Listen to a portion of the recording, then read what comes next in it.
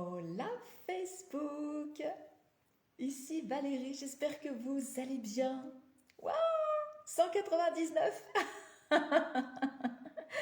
On approche de la 200e.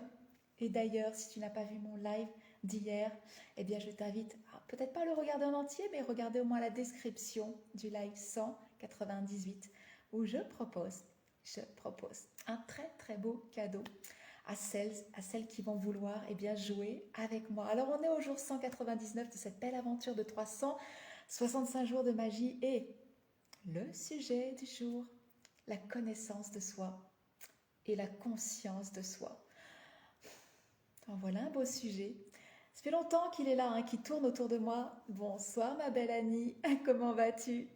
Ça fait longtemps que ce sujet de la connaissance de soi, de la conscience de soi, il est là, il est autour de moi. Je l'ai déjà évoqué avec des amis et vous savez, comme n'importe quel sujet, c'est dans mon petit chaudron et ça mijote, ça mijote, ça mijote jusqu'à ce que la potion commence à être sympa. Et ce soir, j'ai envie de vous la servir. Ce soir, bonsoir Marie-France, bonsoir Lionel. Ce soir, j'ai envie de vous servir cette potion à propos de connaissance de soi et de conscience de soi. C'est pas tout à fait la même chose.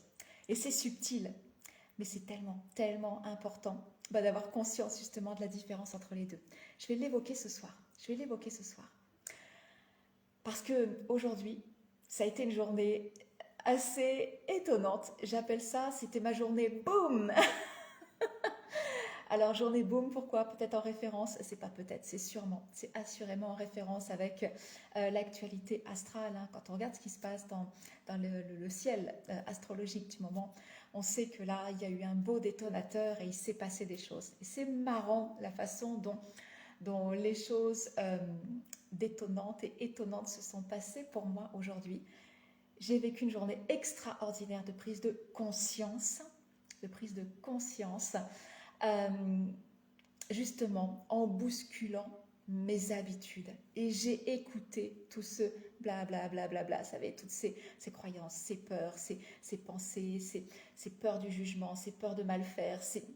J'ai écouté tout ce que ça a généré en moi de bousculer mes habitudes.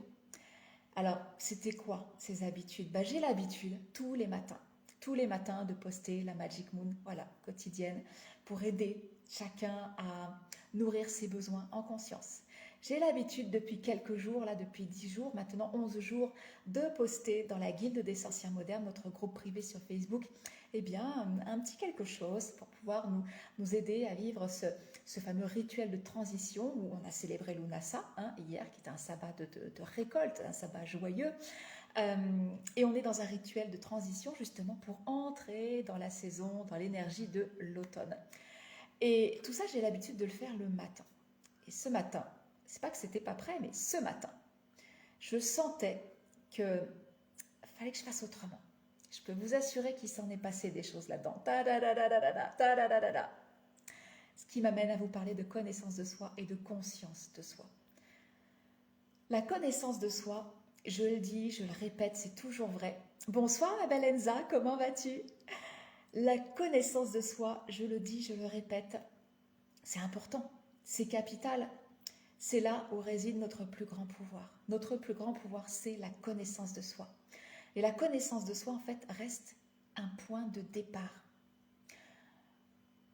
Un point de départ excellent qu'on peut aborder ensemble, qu'on vit ensemble dans les ateliers Ikigai que je propose tous les mois. Parce que l'ikigai, c'est tellement plus qu'un outil qui permet de trouver son job idéal.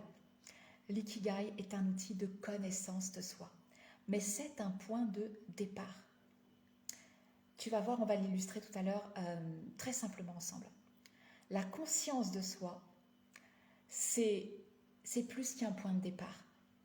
C'est une mise en mouvement. À partir de qui je suis, quand je m'inscris dans les mouvements, dans la danse de la vie et vivre au rythme des saisons, au rythme des lunaisons, c'est s'inscrire dans les mouvements de la vie.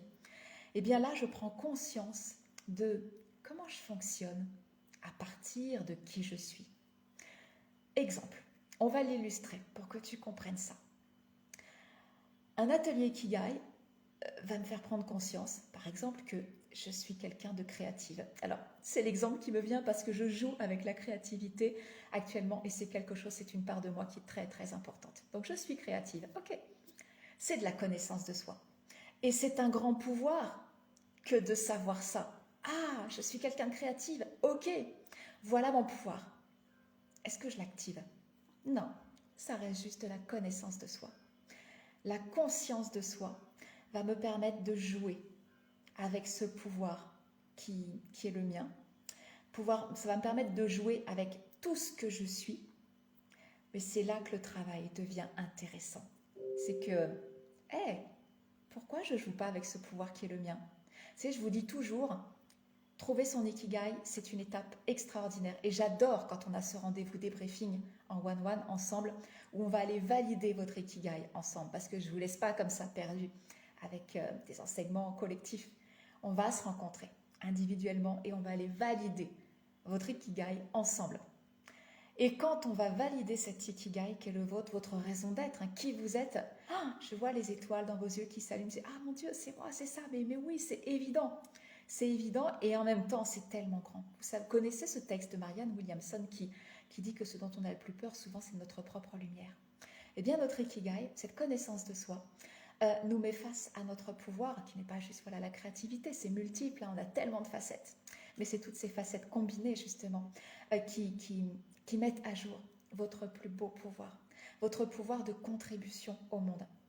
Et donc, cette connaissance de soi n'est qu'un point de départ. À partir du moment où on dit, bon, je vais utiliser ce pouvoir, je vais décider de contribuer au monde, waouh, il y a tellement de choses qui se mettent à l'œuvre. Tellement de choses qui se révèlent à nous. Bah oui, mais la peur du jugement, du regard des autres, la peur de réussir, la peur de ne pas réussir, la peur de ne pas être à la hauteur, la peur, il y a tellement de choses qui se révèlent à nous quand on va embrasser, quand on décide d'embrasser la conscience de soi, quand on décide de se mettre en mouvement. Et ça, on le vit dans ce dont je vous parle tout le temps, exploration. Quand on vit au rythme des lunaisons, vous savez, la lune, c'est un luminaire extraordinaire qui ne sert pas juste à faire un chèque d'abondance, à poser des intentions et à dire « Allez, je fais appel à la magie de la lune pour que tous mes rêves se réalisent dans ce cycle lunaire. » Je rigole, mais vous savez, quelques années plus tôt, je jouais comme ça avec la lune. Je n'avais pas conscience de tout ce qui était à l'œuvre dans un cycle lunaire. C'est extraordinaire. On peut décider d'entrer dans cette dynamique-là en survolant, je dirais avec la candeur d'une adolescente. Et c'est ok, j'ai eu cette candeur-là. Et puis, on peut aussi décider d'entrer dans la magie des cycles lunaires en y mettant de la conscience et de la profondeur. Et dans chaque cycle lunaire, quand je vous fais une lecture du ciel et que je vous invite à regarder ce que ça vient activer pour vous, dans votre thème astral, en fait, je vous invite à prendre la posture de l'adulte responsable qui décide d'avancer avec plus de conscience, qui décide de prendre la responsabilité de sa vie, qui décide de dire « Ah bah oui, ça, en effet, c'est pas terrible. Mais c'est pas la faute de machin, c'est pas la faute de... C'est parce que j'avais pas conscience de mes fonctionnements.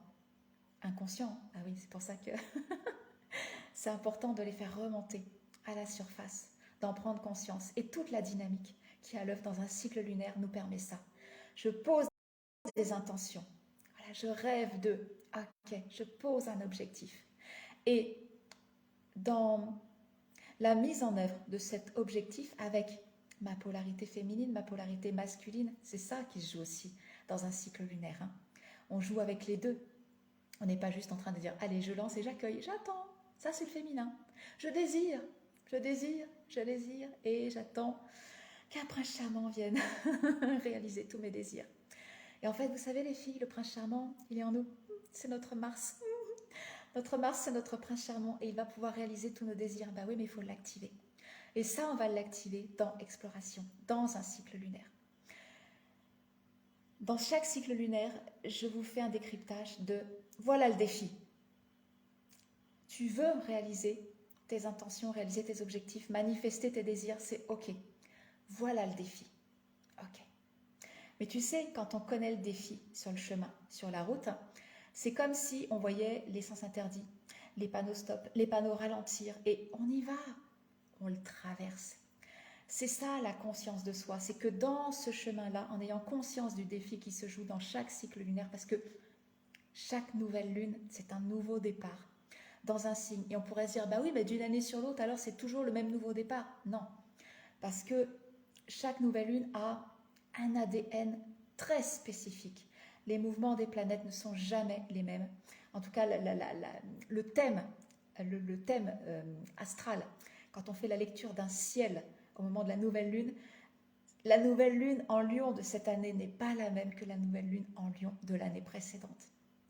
Parce que le positionnement des planètes n'est pas le même, que les conversations entre les planètes ne sont pas les mêmes, et donc le défi n'est pas le même à l'échelle du collectif et individuellement. Donc ça, c'est avoir conscience de soi. Ok, voilà le défi, et je vais m'observer dans la traversée de ce défi. C'est ça la conscience de soi. De quoi j'ai peur? Qu'est-ce qui m'empêche d'avancer? Pourquoi je n'avance pas? J'ai pourtant posé une intention, j'ai pourtant posé un objectif clair. Pourquoi j'y vais pas? Je vous dirais que c'est aussi intéressant que d'atteindre son objectif que de ne pas l'atteindre.